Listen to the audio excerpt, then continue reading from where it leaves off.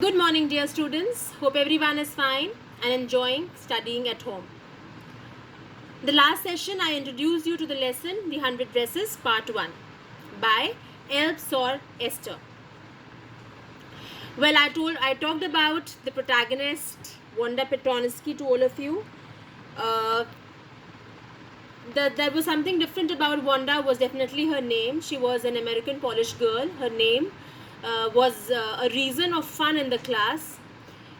For the students, everyone would make fun of her name, as well as her very claim that she owned some 100 dresses and 60 pairs of shoes, which was also a reason for her being bullied.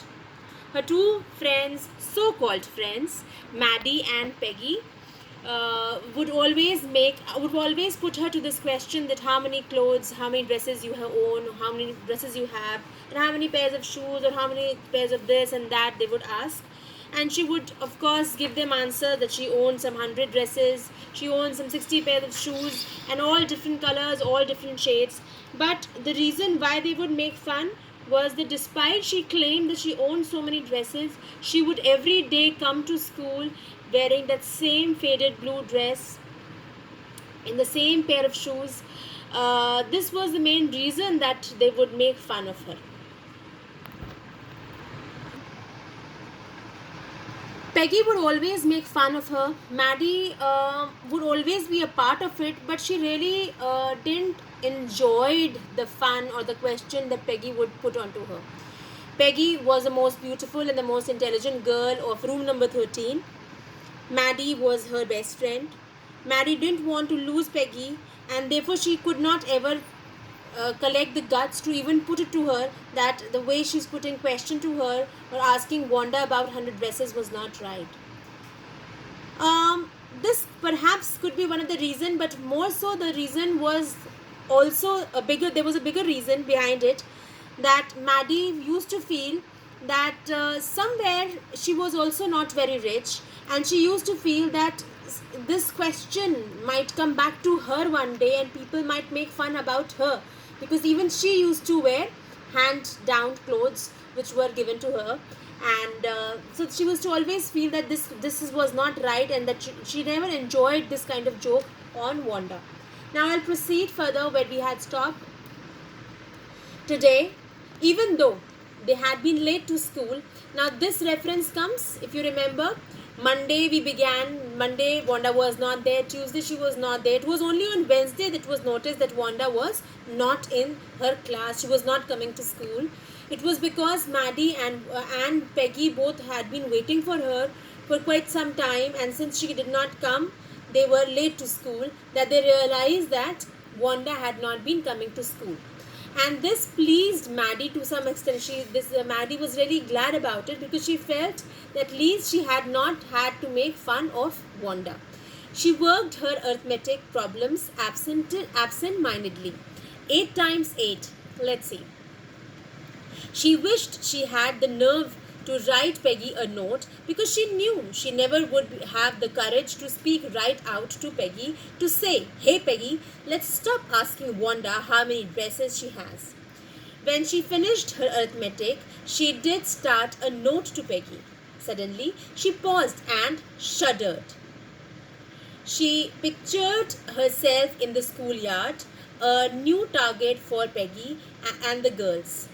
Peggy might ask her where she got the dress that she had on, and Maddie would have to say it was one of Peggy's old ones that Maddie's mother had tried to disguise with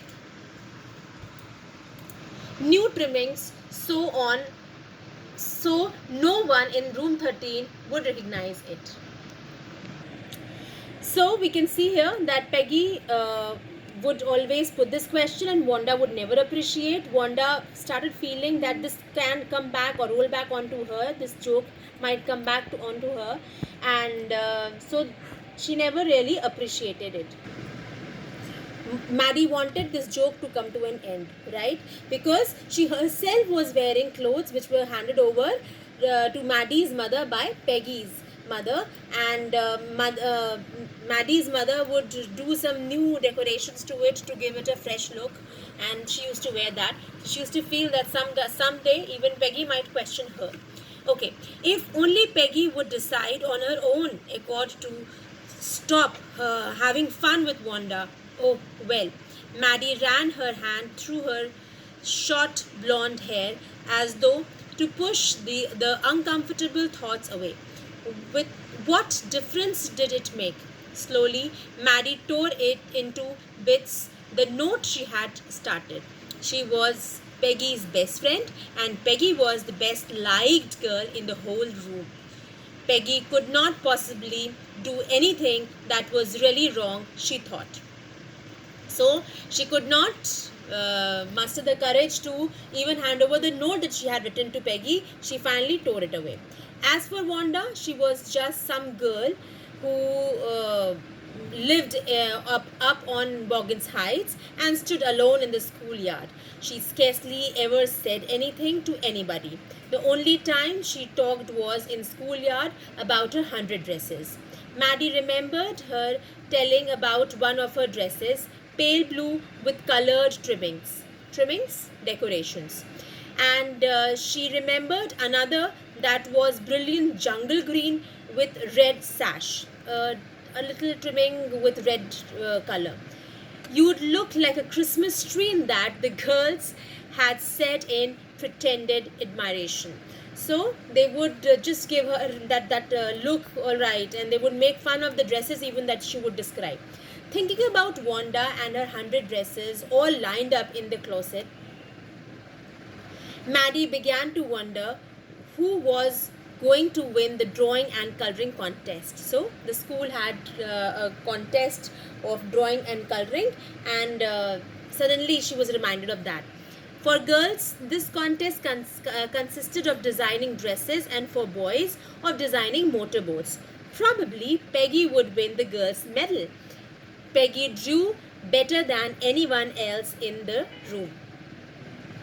At least that's what everybody thought. She could copy a picture in a magazine or some film star's head so that you could almost tell who it was. Oh, Maddie was sure Peggy would win. Well, tomorrow the teacher was going to announce the winners, then they'd know. So finally, she thinks about the contest that was held in the school, and she was quite sure that Peggy is going to win because she was quite good in her art. The next day it was drizzling, raining lightly. Maddie and Peggy hurried to school under Peggy's umbrella. Naturally, on a day like this, they didn't wait for Wanda Petronsky on the corner of the Oliver Street, the street that far away under the railroad tracks and up the hill led to Boggins Heights. Anyway, they weren't taking chances on being late today because today was important. And why was it important? Because the result of the drawing was to be announced. Do you think Miss Mason will announce the winners today? Asked Peggy. Oh, I hope so. The minute we get in, said Maddie. Of course, you'll win, Peg. Hope so, said Maggie eagerly. So both the girls were excited, and Maddie was quite sure that Peggy would win. So Peggy was quite eager, and so was Maddie. The minute they entered the classroom, they stopped short and gasped. There were drawings all over the room, on every ledge and windowsill, dazzling colors and brilliant, lavish designs, all drawn on great sheets of wrapping paper. There must have been 100 of them, all lined up. These must be the drawings for the contest. They were. Everybody stopped and whistled and murmured admiringly. As soon as the class had assembled, Miss Mason announced the winners.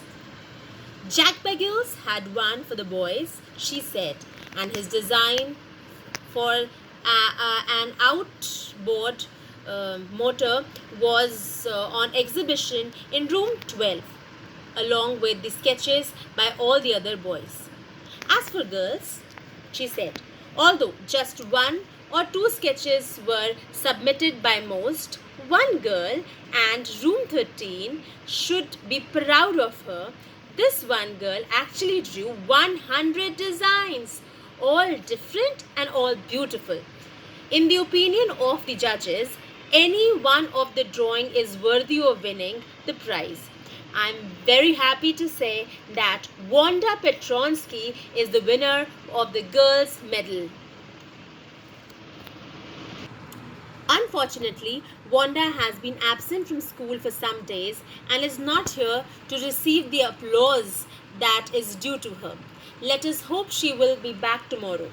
Now, class, you may file around the room quietly and look at her exquisite drawings. So the teacher was really happy, Miss Mason was really happy. She announced the winners and she also told that each design that was drawn by Wanda was a piece by itself and was worthy to win the prize. The children burst into applause and even the boys were glad to have a chance to stamp on the floor, but their fingers in their mouth and whistle, though they were not interested in dresses. Look, Peg, whispered Maddie. There's that blue one she told us about. Isn't it beautiful? Yes, said Peggy. And here's that green one. Boy, and I thought I could draw. Alright, so here you come to an end of part 1 for the 100 dresses. Students, question number 1 was already given in the last session that I had taken. Question number 2, 3, 4 you will take up in this session. Please go to the lesson once again and attend question number 2, 3, 4 in your registers. Thank you for today. Take care of yourself. Stay home. Stay safe.